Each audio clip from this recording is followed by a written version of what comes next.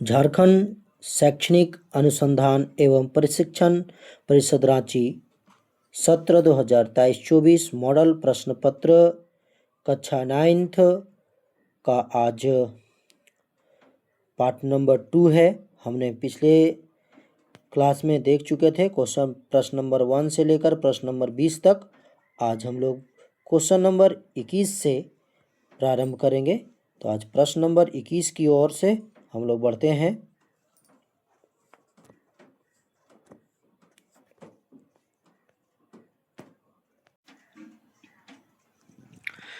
प्रश्न संख्या 21। एक वर्ष में किसी भूमि पर एक से ज़्यादा फसल पैदा करने वाली विधि को क्या कहते हैं? ऑप्शन दिया हुआ है। ऑप्शन ए में है खरीफ फसल, ऑप्शन बी में है बहुविधि फसल प्रणाली, और ऑप्शन नंबर सी में है फसल चक्र, और ऑप्शन नंबर डी में है रबी फसल। आप इसका सही आंसर बताइए कि इसका सही आंसर क्या होगा। तो इसका सही आंसर आप कमेंट बॉक्स में दीजिए। तो इसका सही आंसर ऑप्शन नंबर बी है। इसका सही आंसर ऑप्शन नंबर क्या है? बी है। अब अगले क्वेश्चन की ओर चलते हैं। Question number 22। निम्नलिखित कथनों में से पालमपुर के संदर्भ में कौन सा कथन सत्य है? पालमपुर, ये अर्थशास्त्र का पहला चैप्टर से है। पालमपुर में 450 परिवारों में से लगभग 1/3 परिवार के पास खेती करने के लिए भूमि नहीं है। Option number B. पालमपुर में दुग्ध उत्पादन मुख्य आर्थिक क्रिया है। पालमपुर के आसपास गांवों और कस्बों में भलीभांति नहीं जुड़ा हुआ था। और ऑप्शन नंबर डी है कि पालमपुर में रोगियों के उपचार के लिए कोई व्यवस्था नहीं था। तो आप इसका सही आंसर बताइए कि इसका सही आंसर क्या होगा। तो इसका सही आंसर आप क्वेश्चन नंबर 22 का सही आंसर जो है वो सही आंसर आप कमेंट बॉक्स में आपका सही आंसर आ रहा है। इसका ए है, ऑप्शन नंबर ए इसका राइट आंसर है। चलिए क्वेश्चन नंबर हम लोग आगे की ओर बढ़ते हैं। Question number 23। जापान जैसे देशों ने अपने देश के विकास के लिए किस चीज़ पर निवेश किया है? जापान जैसे देशों ने अपने देश के विकास के लिए किस चीज़ पर निवेश किया है? सबसे ज़्यादा किस चीज़ पर निवेश किया है? निवेश करना आप समझ सकते हैं। तो उसका सही ऑप्शन है, ऑप्शन नंबर देखिए आप। ऑप्शन है पहला में शिक्षा पर निवेश, परिवहन पर निवेश, कृषि पर निवेश, और ऑप्शन नंबर डी है खनन पर निवेश। तो आप 23 का सही आंसर आप चुनिए कि इसका 23 का सही आंसर क्या है। तो 23 का सही आंसर बिल्कुल आपका सही जवाब आया है, क्योंकि ये प्रश्न क्लास में मैं करवाते रहता हूँ। तो इस प्रकार से सही जवाब भी आपका आ रहा है। इसका सही आंसर है ए, यानी शिक्षा पर निवेश। बिल्कुल सही जवाब है, क्योंकि आपके शिक्षा के बिना किसी भी कार्य को आप नहीं कर सकते, इसलिए इसका सही भी जवाब है ए है। और ये शिक्षा पर निवेश करने के बाद ये अपना सही जवाब दे दिया आप। चलिए अगला क्वेश्चन की ओर हम लोग बढ़ते हैं। Question number 24। इनमें से कौन सा तृतीय क्षेत्र के क्रियाकलापों में नहीं आते हैं? इनमें से कौन तृतीय क्षेत्र के क्रियाकलाप में नहीं आते हैं? आपको जब कक्षा में क्लास लिया जा रहा है उस समय प्राथमिक क्रिया, द्वितीयक क्रिया और तृतीयक क्रिया के बारे में बताया जाता है। इसमें से प्राथमिक क्रिया किसे कहते हैं, द्वितीयक क्रिया किसे कहते हैं और तृतीयक क्रिया किसे कहते हैं? इसमें से प्रश्न नहीं दिया है कि इसमें कौन सा तृतीयक क्रिया के अंतर्गत नहीं आता है। तो आपको देखिए बैंकिंग, शिक्षा, खनन, पर्यटन। तो इसमें से बैंकिंग भी तृतीयक क्रिया का क्षेत्र है, शिक्षा भी तृतीय क्रिया का क्षेत्र है, और पर्यटन भी तृतीय क्रिया के क्षेत्र का है। ये खनन जो है वो आपका, ये खनन जो है ये प्राथमिक क्रिया के क्षेत्र में, जो खनन क्रिया जैसे खनन कोयला वगैरह का जो खनन किया जाता है, इसलिए इसका सही आंसर क्या हो जाएगा? सी हो जाएगा। इसका सही आंसर क्या हो जाएगा? सी हो जाएगा। अगले क्वेश्चन की ओर चलते हैं हम। Question number 25।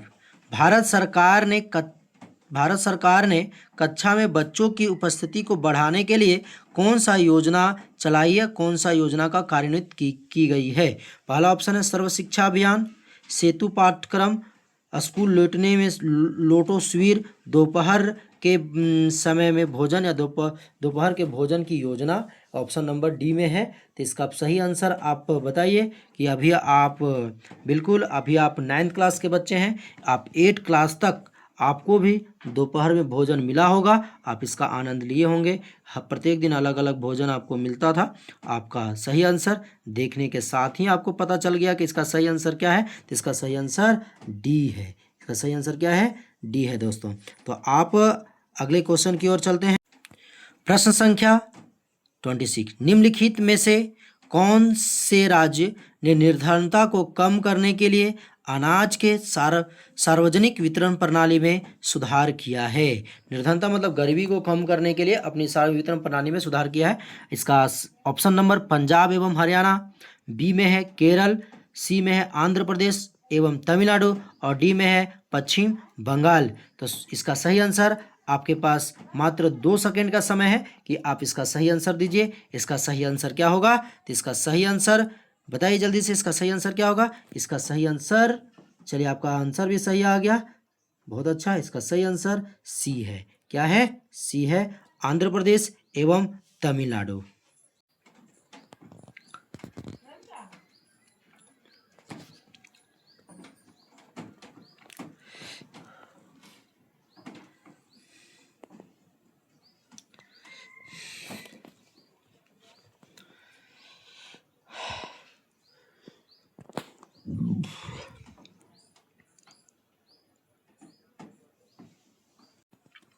प्रश्न संख्या 28, भारत में ग्रामीण क्षेत्र के प्रतिदिन प्रति व्यक्ति कितनी कैलोरी की आवश्यकता होती है? स्वीकृति दी गई है।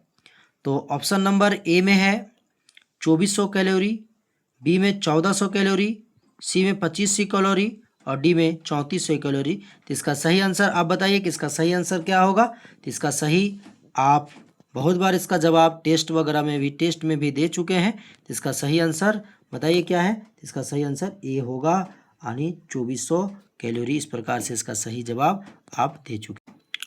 अगला प्रश्न है प्रश्न संख्या 29, किसके माध्यम से सरकार द्वारा अधिप्राप्त अनाज, गेहूं और चावल के भंडार का बफर स्टॉक बनाया जाता है, यानी बफर स्टॉक बनाया जाता है, जमा करने के लिए बनाया जाता है। ऑप्शन में है आपका, देखिए ऑप्शन ए में है राज्य सरकार, ऑप्शन बी में है भारतीय खाद्य निगम और सी में है राष्ट्रीय प्रतिदर्शन सर्वेक्षण संगठन और ऑप्शन डी में है गृह मंत्रालय। तो इसका सही आंसर आप बताइए कि इसका सही आंसर क्या होगा। तो इसका सही आंसर, मात्र आपके पास 2 सेकेंड का समय है, इसका सही आंसर आप बताइए क्या होगा। तो सही आंसर 29 का बी होगा। इसका सही आंसर क्या होगा? बी होगा। बिल्कुल आपका सही जवाब आया है। प्रश्न संख्या 30, सरकार द्वारा समाज के गरीब वर्गों में बाजार से कम कीमत पर अनाज का वितरण किया जाता है। इस कीमत को क्या कहते हैं? इस कीमत को क्या कहते हैं? बहुत अच्छा प्रश्न है, बिल्कुल ये मॉडल सेट का प्रश्न है और आप हमेशा इन प्रश्नों को ध्यान दीजिए क्योंकि इंपॉर्टेंट प्रश्न है। चलिए देखिए तो 30 का सही आंसर क्या होगा। तो 30 का सही आंसर ये होगा। आप कमेंट बॉक्स में एक बार आंसर ज़रूर बताएंगे और एक बार देखेंगे कि कितने आंसर आपका सही हो रहा है और कितना आंसर गलत हो रहा है। एक बार जो भी ऑनलाइन है एक बार ज़रूर कमेंट करेंगे और इस प्रश्न का उत्तर सही कितना हुआ ज़रूर कमेंट बॉक्स में बताते चलेंगे और अपने प्रश्न का उत्तर भी सही देंगे। बहुत अच्छे प्रश्नों की ओर आज सबसे इम्पोर्टेंट प्रश्न है प्रश्न संख्या number 31, the spirit of laws नामक रचना के रचनाकार कौन है? अर्थात द स्पिरिट ऑफ लॉज नामक पुस्तक की रचनाकार कौन है? बिना ऑप्शन के आप इसका आंसर, क्योंकि क्लास में इतना बार इसे रटवा गया है कि आप इसका आंसर आपको याद होगा। तो इसका सही जवाब है मॉन्टेस्क्यू, अर्थात ऑप्शन नंबर ए जो आपको दिया हुआ है यहीं पे, आप इसको आसानी से आप इसको यहाँ से देख सकते हैं। ऑप्शन नंबर ए है, ऑप्शन नंबर बी वगैरह का देखने की भी ज़रूरत नहीं है आपको, फिर भी आप ऑप्शन इसको देखिए। ऑप्शन बी में है एंजल्स, सी में है रूसो और डी में है प्लूटो। लेकिन इसका सही आंसर आपको क्या बताए थे? तो इसका सही आंसर आपको बताए थे ए। चलिए नेक्स्ट क्वेश्चन की ओर हम आगे बढ़ते हैं। आज के इस सेशन के सबसे इजी प्रश्न के रूप में आप आज हम देख रहे हैं कि सबसे इजी प्रश्न है ये, फ्रांसीसी क्रांति के समय फ्रांस पर किसका शासन था? फ्रांसीसी क्रांति कब हुई थी? आपको याद हो गया होगा। फ्रांसीसी क्रांति कब हुई थी? ये आपको याद हो गया होगा, क्योंकि ये प्रश्न आपको कितना बार हम क्लास में करवा चुके हैं। तो एक बार आप कमेंट बॉक्स में जरूर बताइए कि फ्रांसीसी क्रांति कब हुई थी। तो एक हम हिंट देते हैं आपको कि फ्रांसीसी क्रांति कब हुई थी। तो 14 जुलाई, हाँ 14 जुलाई। अब बताइए, आगे आपको कमेंट बॉक्स में बताना है कि कब हुई थी। तो देखिए इसका सही आंसर है होगा क्या? तो इसका सही आंसर आप बताइए कि कमेंट बॉक्स में इसका सही आंसर। तो उस समय किसकी शासन थी? तो इसका सही आंसर जो है वो ऑप्शन नंबर डी। क्या होगा? Option number D. प्रश्न संख्या 33। नवंबर के अपराधी कौन थे? नवंबर के अपराधी कौन थे? ऑप्शन नंबर ए है सम्राट समर्थक, हिटलर समर्थक, वाइमर गणराज्य समर्थक, लुईस 16वां के समर्थक। तो इसका सही आंसर क्या होगा? तो प्रश्न संख्या इसका सही आंसर सी होगा। आंसर सी है, क्योंकि इसमें आप जब हिटलर के बारे में हम पढ़ा रहे थे उसके पिछला चैप्टर में भी था, तो इसमें वाइमर गणराज्य के समर्थक लोगों को माना गया था। इसका सही आंसर। प्रश्न संख्या नंबर 34। किसी समुदाय को दूसरे समुदाय से अलग रखना क्या कहलाता है? सोचिए कितना इंपॉर्टेंट प्रश्न है। प्रश्न क्या बोला, एक बार फिर से देखिए। किसी समुदाय को दूसरे समुदाय से अलग रखना क्या कहलाता है? ऑप्शन नंबर ए में है घेटो, ऑप्शन नंबर बी में है शिविर, और सी में है समलाप गृह, और एक ऑप्शन नंबर डी में है युद्ध गृह। इसका सही आंसर आप बताइए कि क्या होगा। तो इसका सही आंसर बताइए अब क्या होगा।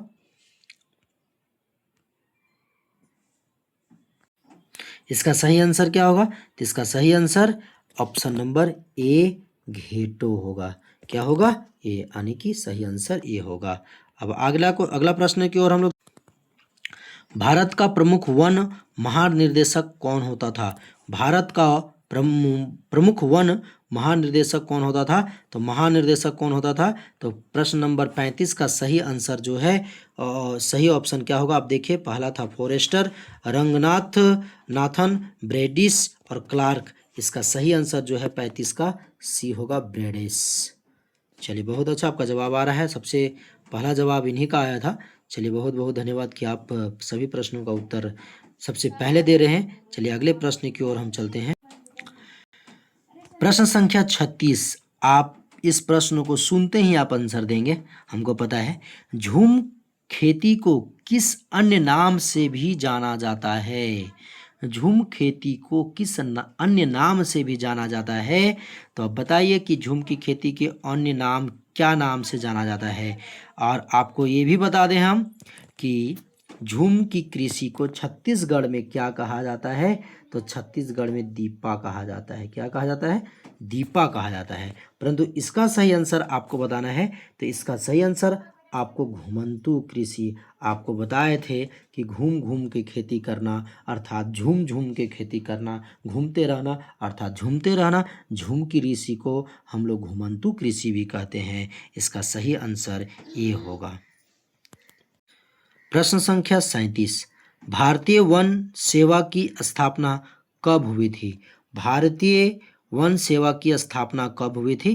पहला ऑप्शन में है पहला ऑप्शन इसका है 1857, दूसरा ऑप्शन में है 1864, तीसरा ऑप्शन में 1874 और डी ऑप्शन में है इसका 1854। आप बताइए इसका सही आंसर क्या है? इसका सही आंसर आपको बताना है। तो सही आंसर जल्दी से बताइए, जल्दी से इनका कमेंट कब आता है।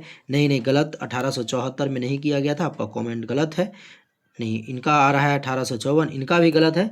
इसका सही आंसर जो है 1864 था। बिल्कुल बिल्कुल सही जवाब है आपका, 1864 है, यानी ऑप्शन नंबर बी है। देखिए आज का सेशन का सबसे सरल प्रश्न है आपके पास। देखिए ये प्रश्न आया भी, मतलब हम बोले भी नहीं, आंसर सभी लोग को आने लगा। बिल्कुल सही बात है, आपका आंसर सही आ रहा है। परंतु फिर भी हम एक बार प्रश्न को पढ़ते हैं। फ्रांस की क्रांति कब हुई थी? फ्रांस की क्रांति कब हुई थी?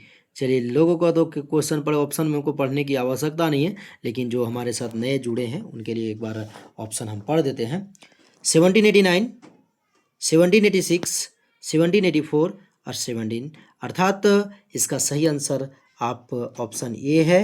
इसका सही आंसर आप बताइए कि इसका क्या आएगा। तो इसका सही ऑप्शन नंबर ए है। 14 जुलाई 1789 को यह क्रांति हुई थी, फ्रांसीसी क्रांति। बहुत अच्छा आपका जवाब आ रहा है, इसी तरह से आप जवाब देते चलिए। औपनिवेशिक सरकार ने अपराधी जनजाति अधिनियम कब पारित किया। देखिए प्रश्न थोड़ा सा अच्छा प्रश्न है। प्रश्न संख्या नंबर 39 है। औपनिवेशिक सरकार ने अपराधी जनजाति अधिनियम कब पारित किया। प्रश्न है, अच्छा है। इसका सही आंसर देखिए 1879, 1871, 1869 और 1854। तो आप इसका सही आंसर दीजिए। नहीं, गलत जवाब है आपका, ये गलत जवाब आ रहा है। इसका सही आंसर ऑप्शन नंबर बी। इसका सही आंसर जो है ऑप्शन नंबर बी होगा। आप लोगों ने इसका गलत आंसर चुना। चलिए इसका सही आंसर बी होगा 1871। आज का सेशन का अंतिम प्रश्न है आपके पास। रूस की क्रांति कब हुई। तो रूस की क्रांति कब हुई आप देखिए। पहला ऑप्शन है 1917, दूसरा ऑप्शन में है 1921, 1922 और 1924। तो इसका सही आंसर क्या होगा। तो आप देखिए रूस की क्रांति कब हुई थी, आपको याद होगा तो बताइए कि रूस की क्रांति कब हुई थी। तो रूस की क्रांति 1917 में हुई थी। सही आंसर ये होगा। आज का अंतिम प्रश्न था। इसी प्रकार से आपको क्लास वाइज, चैप्टर वाइज हम पीडीएफ लेकर आएंगे आपके लिए तैयारी बेहतर करने के लिए। आप एक बार चैनल पे नए हैं तो सब्सक्राइब कीजिए, कमेंट कीजिए, अच्छा लगा हो तो शेयर भी कीजिए। धन्यवाद।